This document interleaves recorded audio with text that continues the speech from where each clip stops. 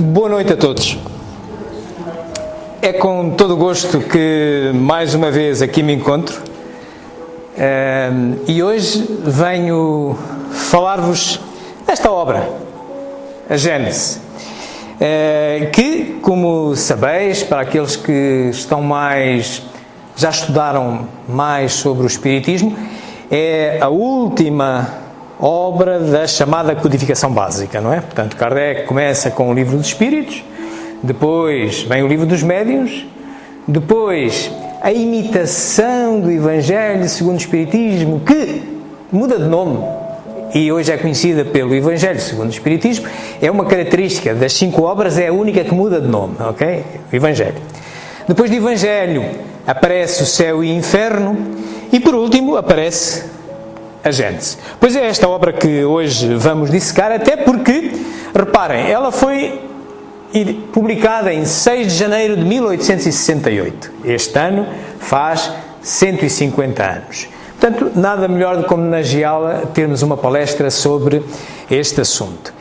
Só para eu orientar a minha exposição e alguns assuntos que eu irei falar, permitam-me só perguntar, há alguém que conheça, que tenha lido esta obra já com profundidade, nomeadamente a 4ª e a 5ª edição? Ok, pronto. Muito bem, mas vamos abordá-la. É porque esta obra, para além de ser a última, também vos vou já dizer que é aquela que tem suscitado ao longo do tempo mais polémica. Já vamos ver porquê. Ora bem, nós, para abordarmos este assunto, a maneira que eu acho mais correta é exatamente seguirmos esta linha. Vamos começar por falar aqui numa biografia do codificador, rever quem é este homem, o Allan Kardec. A Gênese, o porquê que a Gênese aparece? Eu pedia, se calhar, podemos desligar esta luz daqui da frente? É possível? Não. Ah, é todas? Pronto. Não, não. Aquelas, pronto, tudo bem, mas conseguem ver, hein? Pronto, ok. Muito bem. Portanto, vamos então depois ver a questão da Gênese. O porquê? Porque é que esta obra aparece? Qual era o contorno? Qual era o ambiente? E porquê é que Kardec sente necessidade de falar dela? Depois vamos olhar para as questões da publicação e da edição. E é aqui que vão surgir os casos sensíveis que eu vos falei. Depois vamos olhar para a estrutura da Gênese. Que estrutura tem ela? Como é que ela está dividida em termos de assuntos, em termos temáticos? E terminaremos fazendo a relação desta obra com todas as outras da codificação básica, inserida nas 3 vertentes que tem a doutrina espírita, que, como vos recordareis, é uma filosofia que tem uma base científica, e dessa investigação filosófica e científica se retiram as ditas consequências ético-morais, que mais não são do que orientações de bem proceder para o nosso progresso mais rápido possível. Todos estamos votados a isso. Muito bem, vamos começar por recordar quem foi Allan Kardec, num pequeno resumo. Hippolyte Léon Denisard Rivail, que mais tarde viria a adotar o pseudônimo de Allan Kardec, nasceu na cidade de Lyon, na França, no dia 3 de outubro de 1804. Com a idade de 10 anos, seus pais o enviaram para estudar em Yverdon, na Suíça, onde se localizavam um dos institutos de ensino mais famosos e respeitados em toda a Europa. Fundado pelo educador suíço Johann Pestalozzi, o instituto era uma espécie de escola modelo, admirada pela aristocracia, altas personalidades políticas, científicas, literárias e filantrópicas. Depois de haver concluído seus estudos em Yverdon, Rivail tornou-se conceituado mestre, não só em letras como em ciências. Distinguindo-se também como notável pedagogo, publicou diversos livros didáticos e contribuiu com planos e métodos para a reforma do ensino francês. Esta longa experiência pedagógica habilitou o professor Rivail para outra tarefa, a codificação do Espiritismo. Aos 65 anos incompletos, vitimado por um aneurisma, Allan Kardec faleceu em sua casa enquanto trabalhava. Portanto, se a Gênese fez este ano 150 anos, Kardec vai fazer no próximo ano 150 anos que faleceu em 31 de março. Muito bem, mais ou menos esta é a história de Kardec. Era um homem dedicado à educação, ao ensino, fundamentalmente, e que a partir de determinado momento da vida dele responde a um chamamento que é exatamente este chamamento da codificação da doutrina espírita, tendo por base fenómenos que ocorriam naquela altura, muito conotados com mediunidade de efeitos físicos, assim começou, e que depois ele foi estudando todas as outras capacidades que hoje se conhecem, a psicografia, a psicofonia, etc., por aí adiante, e conseguiu coligir, interrogando a espiritualidade superior e confrontando, validando todos esses ensinamentos, conseguiu coligir esta obra maravilhosa, esta doutrina, que está dividida nestes 5 livros, sendo que este é o último. Este é um livro que, vocês vão notar, se insere fundamentalmente na área científica do espiritismo. Contudo, tem uma relação muito particular com, pelo menos, uma parte do Livro dos Espíritos. Mas a seguir já vamos ver. O que eu queria que retivessem é que o Livro dos Espíritos, sendo o primeiro, é também a base. É como se fosse os alicerces de toda a codificação básica. Isto é, cada uma das partes, e o Livro dos Espíritos tem 4 partes, cada uma destas partes vai dar origem a uma das outras 4 obras que se lhe seguem. Eu já vos recordarei a seguir. Muito bem. Porquê a Gênese? Porquê que acontece? Vamos ver algumas justificações para isto. No livro A Gênese, encontramos análises sobre a formação da Terra e do Universo. Encontramos também análises sobre o futuro, explicação sobre os milagres de Jesus, além de conter uma abordagem sobre o final dos tempos, sobre a lei imutável do progresso, entre outros assuntos. Há mais mistérios entre o céu e a terra do que supõe a nossa vã filosofia, já dizia o pensador e poeta inglês William Shakespeare. Talvez essa reflexão explique o motivo de tantas polêmicas entre as questões relacionadas às leis que regem o universo e os acontecimentos que o cercam. Afinal, qual será a verdade sobre os fatos? Entre as fronteiras da ciência e da religião, do palpável e do invisível, o livro A Gênese, os Milagres e as Predições segundo o Espiritismo, uma das 5 obras fundamentais do Espiritismo, publicado em 6 de janeiro de 1868, em Paris, por Allan Kardec. Há quase um século e meio, novas diretrizes foram traçadas para a revelação dos fenômenos que fazem parte da nossa trajetória de vida. O item 18 do capítulo 1 da obra Gênese diz: a ciência moderna fez justiça aos 4 elementos primitivos dos antigos e, de observação, chegou à concepção de um só elemento gerador de todas as transformações da matéria. Mas esta, por si mesma, é inerte, não tem nem vida, nem pensamentos, nem sentimentos. É necessária sua posição com o princípio espiritual. Portanto, já estão a ver qual é a tónica da Gênese. Ela vem explicar, Gênese também é de nascimento, né? Vem explicar coisas que eram tidas um pouco como fantástico, milagroso, inexplicáveis.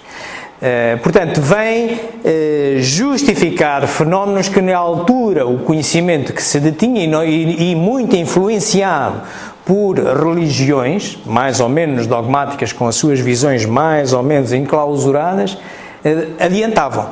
Portanto, é uma obra na área científica e vem endereçar questões que vêm fundamentalmente, para quem conhece já bem o Livro dos Espíritos, são questões que vêm ali na primeira parte, as causas primeiras, o universo, o tal, como vimos ali, no Livro dos Espíritos há uma pergunta que diz que no universo existem 3 coisas, um princípio material, um princípio inteligente e em cima desses 2 Deus, ok? é baseado nisto que vai ser desenvolvida depois esta obra, justificando como acontece o universo, como acontecem os milagres, os ditos milagres que não os há, mas que eram chamados de milagres, e o que é que podemos esperar do nosso futuro, na parte das predições. Continuando, portanto, como eu vos tinha dito, este livro insere-se na área científica, mas desenvolvendo o porquê das coisas. Reparem, se olharem para o livro dos Espíritos, como eu vos tinha dito também, o livro dos Espíritos como alicerce, como chão, digamos, para o resto das obras, cá está, a Gênese baseia-se nesta parte primeira, embora indo buscar depois algumas às outras. O livro dos Médiuns baseia-se na parte segunda, que tem a ver com a vida espírita. A parte terceira, que é as leis morais, dá origem a um desenvolvimento que é o Evangelho segundo o Espiritismo, a tal obra que muda de nome. Começou por ser imitação do Evangelho e depois muda de nome para Evangelho segundo o Espiritismo. E a parte quarta, a última, Esperanças e Consolações, como ela é designada no Livro dos Espíritos, dá origem ao céu e inferno. Esta é a relação entre o Livro dos Espíritos como base e o edifício da codificação básica. A Gênese é o coroamento da codificação. Nós podemos encontrar parte dela na apresentação do Livro dos Espíritos, tanto no primeiro capítulo, no primeiro livro, como na parte terminal. Allan Kardec aprofunda a sonda da investigação na Gênese planetária, examinando os diferentes períodos da Terra, mas reserva uma grande parte desta obra monumental para análise dos textos mais complexos do Evangelho de Jesus. Trata-se, portanto, de uma obra monumental de ciência e de ética evangélica, na qual a lupa do discernimento do codificador penetra em profundidade a velha teologia católica, apresentando o conceito do mestre, agora numa visão perfeitamente lógica diante da ciência. Muito bem, e com isto em mente, assim aparece na Revista Espírita, e Kardec tinha este hábito, enquanto em vida, ele tinha este hábito de anunciar as obras que iam saindo, ou as reedições, ou as alterações, na Revista Espírita, que era um jornal que, como sabereis, é fundado logo em janeiro de 1858, portanto, menos de um ano antes da publicação do Livro dos Espíritos. O Livro dos Espíritos é publicado em 18 de abril de 1857, em 1 de janeiro de 58 ele começa a editar a Revista Espírita e também nesse ano funda a Sociedade de Estudos Espíritas de Paris, parisiense. Portanto, e ele publica... na Revista Espírita, ele vai publicar um artigo em que diz que vai estar à venda, no dia 6 de janeiro de 1868, a Gênese, os milagres e as predições segundo o Espiritismo, com este sumário que aqui está. O que está aqui, embora se leia mal, é só uma curiosidade. É para vos dizer que para Portugal, naquele tempo, iria custar €1 franco e 45 cêntimos, ok? Quanto era a obra, mandava Portugal. É o mesmo preço. Portugal estava metido com Estados Unidos, Canadá, China, portanto, era quase, estava um bocado longe, hein? Portugal estava um bocado longe, por isso era mais caro mandar-se a obra para lá. É só uma curiosidade, ok? É só uma curiosidade. Muito bem. Ora, e assim nasce a Gênese, e nós podemos encontrar também algumas razões adicionais se consultarmos esta obra. As obras póstumas, como sabem, não pertencem à codificação básica, é um livro que aparece em 1890, portanto estamos a falar de 21 anos depois da morte dele, portanto, e não, nada mais é do que apontamentos pessoais que ele tinha, mensagens que ele não publicou, eram coisas que veio do espólio dele. E nesse espólio encontra-se uma coisa muito engraçada. Em 9 de dezembro de 1867, na vila de Ségur, que é um bairro de França, onde Kardec quis, na sua ideia, quis construir, e construiu-se uma obra social com umas casas para veteranos espíritas, embora ele não tenha visto isso a funcionar como ele gostaria, mas de qualquer das maneiras, portanto, ele já habitava na vila de Ségur, e recebe uma mensagem que lhe diz, portanto, sobre a obra da Gênese, portanto, estamos a uns meses antes da publicação, e diz: Primeiro, duas palavras com relação à obra em preparo, como já o temos dito muitas vezes, urge pô-la em execução sem demora e apressar-lhe quando possível a publicação. Depois vem comentando mais uma série de coisas. Portanto, há aqui também considerandos interessantes que, para quem quer estudar o Espiritismo com algum detalhe, esta obra é essencial. Revista Espírita e obras póstumas é importante para se perceberem os contornos e a vivência que Kardec tinha no momento da publicação de cada uma das obras. Portanto, e assim aparece, em 6 de janeiro de 1868, aparece esta obra. Isto é a portada da primeira edição, da Gênese, em 6 de janeiro de 1868. Tem esta aparência, isto é sacado da Revista Espírita. Portanto, e ela tem 18 capítulos, tem um prefácio, tem 18 capítulos e tem três conjuntos, 3 partes, digamos assim. Portanto, uma primeira parte são uns considerandos da Gênese, que fala da Gênese em termos gerais, os caracteres da doutrina espírita, a Gênese, como é que aparece o universo, a oronografia, etc. E tinha 12 capítulos. Depois aparece uma parte dedicada aos milagres, a explicação dos milagres, tem 3 capítulos, e as predições do Evangelho com outros 3 capítulos. Portanto, estamos em 1868, são publicadas até Kardec falecer, portanto ele vem a falecer em 31 de março de 1869, 1 ano e 3 meses depois. Portanto, e até lá Kardec faz um contrato editorial que incluíam 6 edições, mas na realidade ele só vê publicadas a última, que é reimpressa, não é bem uma edição, mas é uma reimpressão, é dada a ordem em fevereiro de 1868, de 2000 exemplares, portanto a dita 4ª edição. Ele depois desencarna. Depois Paris entra em guerra, a França entra em guerra com a Prússia, ali 2 anos terríveis, Paris sofre muito, é queimada, tem pestes, tem uma série de coisas, e o movimento espírita está um pouco conturbado, e entretanto em 1869, no primeiro semestre, ainda se verificam que estão à venda edições da 4ª edição. E depois, em 1872, também em 30 de março de 72, há aqui um jornal que diz que anuncia promoção da venda de exemplares da 4ª edição. Quer dizer, esta 4ª edição foi durando ainda bastante tempo, até que em 23 de dezembro deste ano, 1862, é publicada a 5ª edição. Ele também, nas obras póstumas, vem recebendo indicações espirituais da necessidade de rever esta obra. Não há nenhuma obra da codificação básica que não tenha sido revista.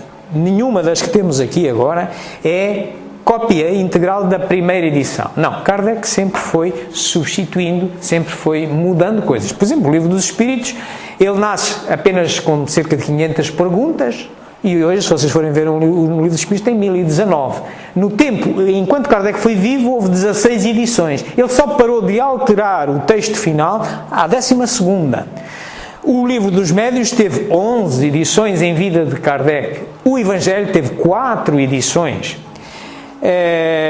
O Céu e o Inferno é a primeira das obras que até é editada. Ele estava a trabalhar na atualização do Céu e o Inferno, é publicada logo 3 meses a seguir à morte dele, é publicado o que ele tinha. E depois é esta, que teve 4, mas que não havia alterações, e esta sim, a 5ª edição, com que se baseia as que temos aqui à nossa disposição, aparece em 1862. E aparece bem escarrapachado logo aqui assim, a dizer, revista, corrigida e aumentada. Portanto, isto, quando eu vos dizia que esta é a obra que tem levantado alguma polémica, mas é uma polémica um bocado estéril, é polemizar porque às vezes se quer.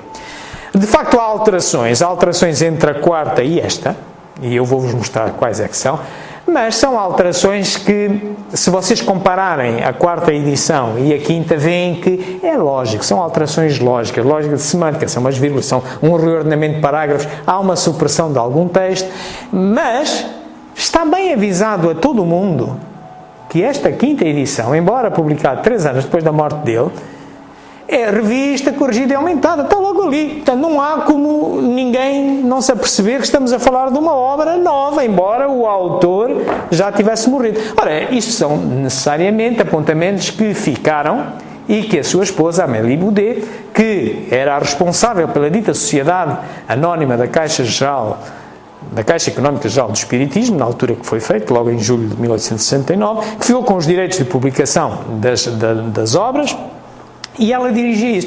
E depois, passado a guerra, acharam oportuno publicar a obra. Isto tem dado algumas polémicas, mas tem dado polémicas, teve 12 anos sem dar polémica nenhuma, até que alguém resolveu depois, no ano a seguir, a Amélie Boudet morrer, que era quem podia dizer claramente se eram coisas de Kardec ou não, resolve criar um biógrafo de nome Henri Sauce, resolve criar uma celeuma com um artigo chamado Infâmia. E o que é que ele chama Infâmia? As alterações, mas as alterações está ali dito. Está ali dito, ok? Sim, há alterações. Ora bem, nesta quinta edição, realmente as alterações que a gente encontra estão aqui mais ou menos sublinhadas. Há um refrasear deste capítulo, passa-se mesmo a chamar a Gênese. Há depois aqui um rearranjar de alguns capítulos, há aqui uma supressão de algum texto numa parte aqui dos milagres que tem a ver com o desaparecimento de Jesus, enfim. Portanto, mais ou menos são estas as alterações que existem. Contudo, eu que já estudei a quarta e a quinta, e a quarta é igual à primeira, portanto, quem estuda a quarta sabe que está na primeira, digo-vos que aquilo é de Kardec. Na minha opinião, tal como eu avalio numa comunicação mediúnica, avalio uma mensagem de um espírito, avalio pelo teor da mensagem. Esta forma de raciocinar está de acordo com Kardec, e porque, de outra forma, justificar-se uma adulteração da obra, era obrigatório aceitar que a sua esposa, que foi dedicada à esposa, mas também uma militante do espiritismo, honrou a obra dele até à morte, era cúmplice de uma adulteração da obra de Kardec, que não é possível. Na minha cabeça não entra. Mas, portanto, isto é para vos dizer os contornos da polémica desta obra, que podem ter ouvido até este ano saíram alguns esclarecimentos, por exemplo, da parte da Federação Espírita Brasileira sobre isto. Muito bem. Posta esta questão, vamos olhar para a estrutura da Gênese. Ela tem realmente 3 partes e uma introdução. A introdução, Kardec diz o que é que vem à explicação da Gênese, dos milagres e as predições, e mais ou menos um resumo será isto que aqui encontramos. Há mais de 2 séculos assistimos ao embate entre as ciências e as religiões no que diz respeito às concepções da criação do universo, da Terra e do ser humano. De um lado estavam as ciências, descortinando os enigmas sobre as origens do nosso universo, da formação das galáxias e até as subpartículas atômicas, desvendando os mistérios da vida e também apresentando provas incontestáveis sobre a origem e a evolução dos seres vivos. E, modernamente, decodificando os genomas de todas as espécies, inclusive do genoma da espécie humana. E, de outro lado, estavam as grandes denominações religiosas, alicerçando suas crenças na criação do homem e do universo, de acordo com o livro Gênesis das Escrituras Sagradas, atribuídas ao grande profeta hebreu Moisés. O entendimento entre essas duas concepções, das ciências e do Antigo Testamento, parecia impossível. Contudo, em pleno apogeu do materialismo e do racionalismo do século XIX, o professor Hippolyte Léon Denisard Rivail, e que mais tarde adotaria o pseudônimo Allan Kardec, apresentou as luzes que permitiram uma conciliação entre os livros de Moisés e as visões científicas, a doutrina espírita. Em 1868, o codificador lançou a magnífica obra A Gênese, os Milagres e as Predições segundo o Espiritismo, obra que é o desdobramento principalmente da parte primeira de O Livro dos Espíritos, que é a parte das causas primárias. O livro A Gênese, os Milagres e as Predições segundo o Espiritismo revela o verdadeiro sentido e o verdadeiro significado dos simbolismos contidos nos textos de Moisés sobre a criação do homem e do universo. Allan Kardec interpretou esses ensinos com a ótica da ciência espírita, promovendo uma conciliação entre o livro Gênesis de Moisés com a visão científica. Muito bem, é isto como introdução à obra, é isto, o que ele vai tratar. Portanto, e como já tínhamos visto, tem uma primeira parte na última edição, a quinta edição, passou mesmo a chamar-se Gênesis, em vez de ser só considerando sobre a Gênesis, e tem estas coisas do género, caráter da revelação espírita, Deus, bem e o mal, papel da ciência, a orografia geral, este é dos capítulos mais deliciosos, vamos vê-lo em particular, os bolsos geológicos da Terra, Gênesis orgânica, Gênesis espiritual, Gênesis mosaica, ele fala da Gênesis como livro do Antigo Testamento, os milagres, explica os caracteres dos milagres, os fluidos, os milagres do Evangelho. Portanto, para desmistificar tudo isto, milagres não há, nós não sabemos explicar em determinado momento, mas tem que haver uma razão, tudo tem que responder à lei de causa e efeito. E, por último, as predições, a teoria da presciência, as predições do Evangelho, e este capítulo são chegados sempre. Também teve algumas alterações entre a quarta e a quinta edição, mas alterações que até vêm beneficiar a compreensão e a coerência do capítulo, na minha opinião. Muito bem, então vamos mergulhar no primeiro capítulo. Temos o caráter da revelação espírita, mais ou menos ele define o que é isto. Vamos ver.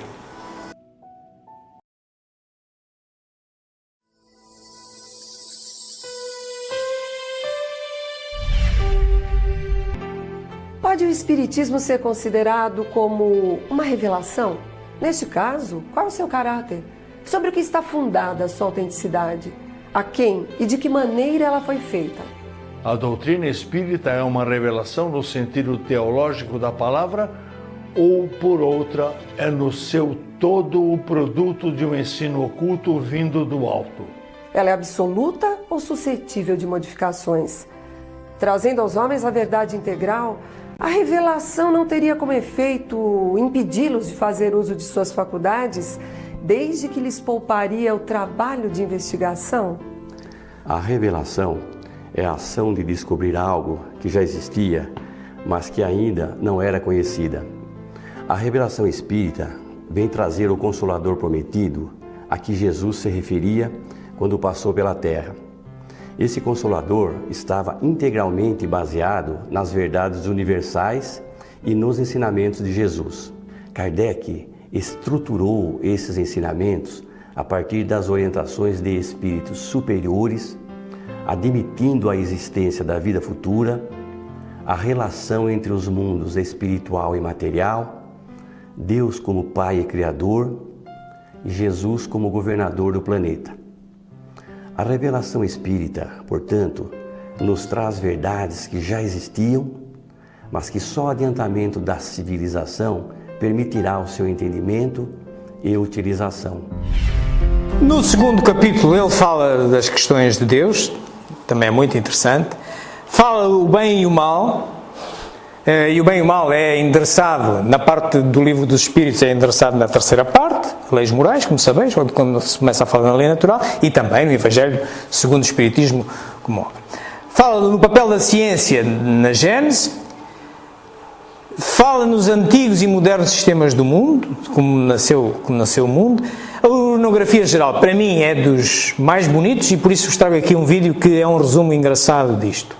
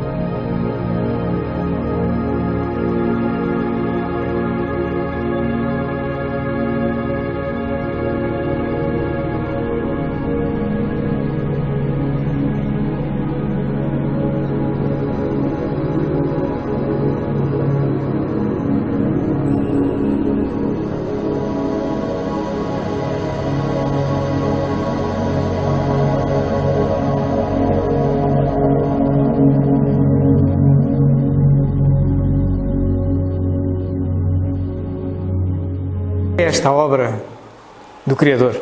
É que conhecemos. Ainda falta conhecer, só conhecemos até 13 milhões de anos, mas deve haver muito mais, deve haver outros universos, por aí adiante. É isto, a natureza deste capítulo é sobre isto, é sobre a construção do universo.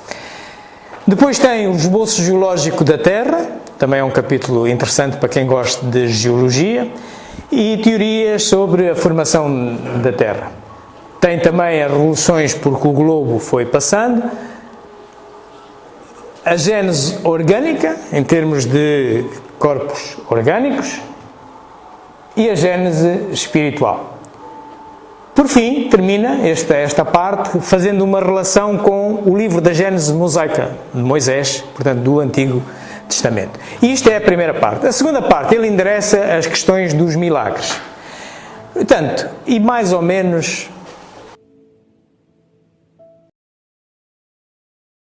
Milagre é a palavra para traduzir violência às leis naturais. Se Jesus violentasse as leis naturais, estava derrogando-as. E elas são leis inderrogáveis. A eletricidade, a gravidade, a força nuclear forte, a força nuclear fraca. São as 4 leis universais inderrogáveis. As outras eram leis desconhecidas. Poderia conceber-se, por exemplo, a eletricidade ao tempo de Jesus? Se alguém acendesse uma lâmpada, seria um milagre. Jesus utilizou-se dessas leis. Hoje, nós sabemos nas psicoterapias que o doente é doente porque ele o quer. Na hora em que ele se predispõe a uma mudança de atitude, ele realiza a autocura. E Jesus, toda vez que ia atender a um doente, perguntava-lhe: tu queres que eu te cure? Tu crês que eu te posso curar? Para despertar no indivíduo a produção de substâncias neuroniais capazes de restabelecer-lhe a saúde. Não há, nos chamados milagres, conforme Allan Kardec estuda em A Gênese, nenhum fenômeno que entra em choque com as leis naturais. Tudo está dentro de leis que eram desconhecidas e que hoje podemos fazer normalmente quando aplicamos um passe, a bioenergia, quando magnetizamos a água, ou quando induzimos pela hipnose ou pela regressão de memória um paciente a voltar às experiências do passado. Fazemos a terapia e ele recupera a saúde. Portanto, e nesta parte da Gênese vocês podem encontrar vários dos milagres apontados do Novo Testamento, pelos Evangelhos do Novo Testamento, a explicação que Kardec colheu da espiritualidade superior nessa altura. Portanto, não há nada de fantástico, senão seria derrogar as leis de Deus. E nem a Jesus era permitido isso, ok? Portanto, nós é que em determinado momento não sabemos e julgamos de outra forma. Isto faz-me lembrar uma história que vos conto a lei da anedota. Eu fui criado em África, em Angola, mais propriamente em Angola. E lembra-me que quando eu era miúdo havia uma carreira de aviões que fazia, eu vivia em Malange, e havia um aviãozito que ia de Malange a Luanda, e Luanda a Malange, ainda eram quase 500 km, portanto, e eles faziam essa carreira. E lembro-me de uma história que o avião chega a Luanda e na altura ainda não havia estas mangas, o pessoal tinha que sair pela pista e tal, e as bagagens depois também eram sacadas do avião e eram levadas lá para uma sala para ser recolhida, e quando vão abrir o porão de carga, os homens que trabalhavam a retirar, verificam que está uma caixa com um cão morto lá dentro, um cão daqueles pequeninos, um poodle morto lá dentro. E eles ficaram, bem, temos aqui um problema, quem é que será o dono do cão e como é que a gente vai resolver isto? E chegaram à conclusão, falando com os pilotos, que o piloto tinha esquecido de pressurizar a cabine, onde ia o cão. Bom, e eles, bem, vamos ter aqui um problema sério, vão falar com o diretor do aeroporto, o diretor do aeroporto manda protelar a entrega das bagagens e tem uma ideia brilhante. Manda um dos indivíduos ali a uma lojinha que havia ali no aeroporto, uma lojinha de animais, comprar um cãozinho exatamente igual e põe na caixa o cãozinho vivo. Pronto, porreiro, a partir daí dá ordens para entregar a coisa, e a senhora, quando vê aquilo, assusta-se. E o diretor vem logo a correr com ela. Bom, minha senhora, a senhora está assustada. Não, de facto, isto é extraordinário. Mas é extraordinário porquê? Bom, é que o meu cão está vivo. E ele diz, isto é um problema da pressurização. Pois estou a ver, faz milagres, é que ele saiu morto de Malães para vir enterrar a Luanda. Ok, portanto, há milagres e milagres, hein? Há milagres e milagres. Bom, a última parte desta obra fala sobre as predições, a teoria da presciência, sobre as predições que também há no Evangelho, e esta aqui são chegados os tempos, que é um antever do que podemos chegar para a frente, e baseia-se também em parte do Evangelho. Vamos olhar para uma sumáriozinho. A Gênese vai mais além, elucidando sobre as duas naturezas de Jesus, a natureza humana e a natureza divina. As profecias e as predições desveladas no Novo Testamento também são profundamente analisadas nessa magnífica obra. Aqui fica então o convite para que nos debrucemos sobre essa obra extraordinária, sublime mesmo, a Gênese, os milagres e as predições. Pronto, meus amigos, a relação desta obra com o resto da obra básica é esta que aqui vemos mais ou menos. Portanto, aqui temos as distintas naturezas desta doutrina, tem uma natureza filosófica, científica e moral. A primeira obra, que, como já vos disse, é a base das outras todas, naturalmente endereça as três vertentes. Tem uma vertente filosófica, uma vertente científica e uma vertente moral. Com o andar do tempo, ela é publicada em 1857, com o andar do tempo aparece em 1861 uma obra eminentemente científica, bem assim como esta, a Gênese, que se baseia fundamentalmente na parte 2, na segunda parte, que é a vida espírita do Livro dos Espíritos, e que, porque é que tem natureza científica? Porque se baseia em experimentação, isto é, nesta obra, costuma-se às vezes designar que este é o melhor manual de paranormalidade humana que nós temos. Estão ali as leis que regem todas as capacidades mediúnicas que ele conseguiu identificar naquele tempo e que são válidas hoje ainda. Portanto, é como se fosse um manual de instruções da mediunidade. Daí ter natureza científica. Ele comprovou que perante determinadas circunstâncias aconteciam aqueles feitos e quais eram os perigos, quais eram as condições que se deviam respeitar. Daí ter esta natureza científica. Em 1864 aparece então a dita obra que não nasce com aquele nome, o Evangelho, nasce com imitação do Evangelho segundo o Espiritismo, e em 1865, por acaso no ano em que é publicado O Céu e o Inferno, é então republicada esta imitação do Evangelho segundo o Espiritismo, já com o nome O Evangelho segundo o Espiritismo. Em 1865, esta aqui, como vos lembrei, baseia-se na terceira parte do Livro dos Espíritos, Leis Morais. Okay? Em 1865 aparece O Céu e o Inferno, que tem uma parte doutrinária de início, que nos explica o que é que ocorre na morte, o que é que podemos esperar do outro lado da vida, e depois tem um conjunto, uma coletânea de mensagens de espíritos em diferentes estados de evolução e tendo praticado atos distintos. É um alertar, é um abre-olhos, digamos. Ler aquele livro vale a pena lê-lo para a gente perceber o que é que nós podemos esperar em função do comportamento que tivermos. Porque a lei da causa e efeito é universal. E nós vimos aqui também, naquela história dos milagres, ninguém derroga a lei da causa e efeito, nem são pouco Jesus. Portanto, e aquilo nós semeamos hoje para colher amanhã. E o que nos acontece hoje já vem de trás. Não há aqui nenhuma casualidade. Há apenas causalidade. Por último, então, em 1868, esta obra que se insere de novo na área científica, que acabamos de ver a caracterização dela. Pronto, meus amigos, era isto que eu tinha para vocês. Eu, para vos trazer esta palestra, consultei estes livros que aqui estão, são fundamentalmente da codificação básica. Aqui encontrarão os vários filmes que vos trouxe, mais uns livros da codificação complementar, Revista Espírita, obras póstumas, mais alguns livros que aqui estão.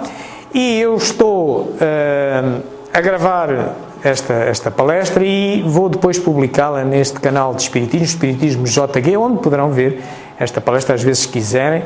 E se alguma dúvida tiverem, para além do tempo, ainda vamos ter aqui cerca de 15 minutos em que podemos interagir, com perguntas, dúvidas que possam ter, mas se quiserem depois escrever-me por tirar alguma dúvida assim, tem aqui o meu e-mail, espiritismo.jg@gmail.com, e pronto, estaria à vossa disposição para qualquer pergunta sobre esta palestra, sobre qualquer tema do espiritismo em geral. Terei todo o gosto em tentar dar-vos a minha verdade. Vamos então tomar uma posição confortável, quer em termos físicos, quer em termos espirituais. Vamos, por um momento, esquecer os nossos afazeres, os nossos problemas, e vamos apenas concentrar em estar aqui e agora, ligados uns aos outros e endereçando Deus, o Criador. E neste ambiente, vamos estabelecer ligação com Ele. Ligação que é possível a todos, sem exceção, sem nenhuma necessidade de capacidades mediúnicas ostensivas, nenhuma. Todos nós podemos falar com Deus em qualquer momento da nossa vida. E para isso, como um dos seus enviados diletos nos ensinou, Jesus Cristo, usemos a oração ou a prece, que também nos ensinou Ele que deve conter 3 aspectos. Não se deve ficar só pelo pedido, que é o que normalmente nós todos sabemos fazer, é pedir, pedir, pedir, mas também agradecer e também louvar. Então hoje vamos começar por louvar. Louvar o Criador que nos presenteou com a vida neste local maravilhoso, neste universo lindo, imenso, que hoje tivemos a oportunidade de revisitar, e também de nos dar esta capacidade de compreendermos o que nos rodeia, compreendermos este universo, compreendermos como funciona a escola da vida. É uma obra digna de louvor. Só de facto o ser perfeito, único, soberano, que é Deus, a poderia criar e por isso merece o nosso louvor.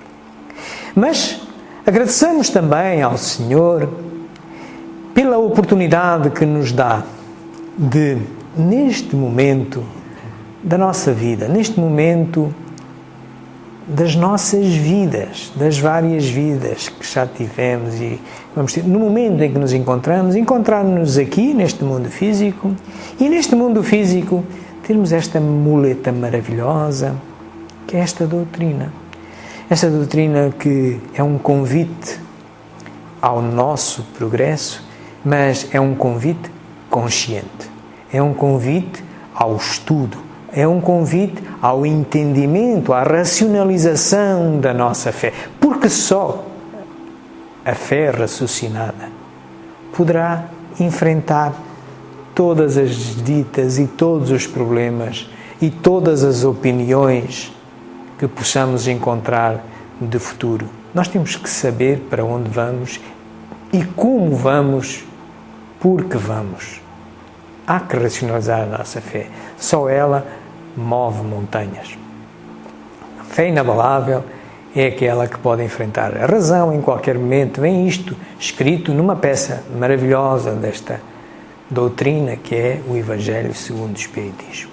Portanto, agradecemos a Deus por nos dar esta possibilidade neste momento das nossas vidas em que aqui nos encontramos no planeta Terra, mas que também nos cruzamos com esta muleta maravilhosa que se soubermos aproveitar, se quisermos trabalhar nela, estudá-la, nos permitirá seguramente um progresso mais rápido para o bem, para o desenvolvimento de nós todos. Mas por fim, Senhor, e porque somos imperfeitos, estamos em permanente construção, permanente evolução, quer a nível do princípio material, quer a nível do princípio inteligente.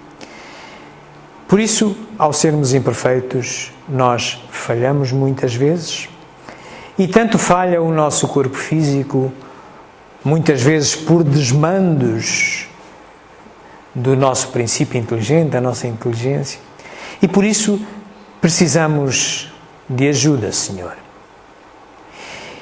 E pedimos-vos, por um lado, que nunca nos deixeis desanimar, que, certos que a nossa inteligência comanda a vida e influi na saúde do nosso corpo, que nos momentos de aflição, de desânimo, nos envieis sempre os bons espíritos que nos façam recordar o valor que temos, o caminho que temos que seguir e a capacidade que reside em nós, nunca desanimando.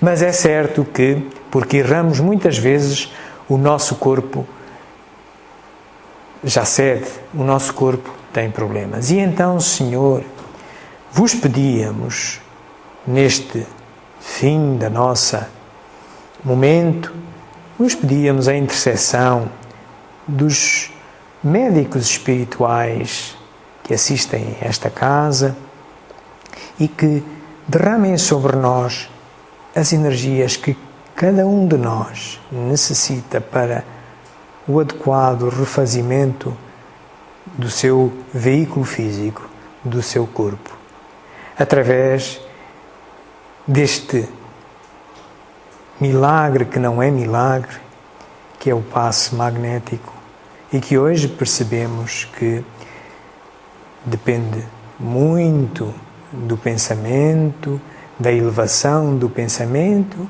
e da receptividade que cada um tem para receber essas boas energias. Envia-nos, Senhor, ajuda-nos a refazer o veículo físico, certos que, com o veículo físico mais refeito, teremos alguma probabilidade maior de raciocinarmos bem, raciocinarmos melhor e racionalizar a nossa fé. Bem-aja, uma boa semana a todos.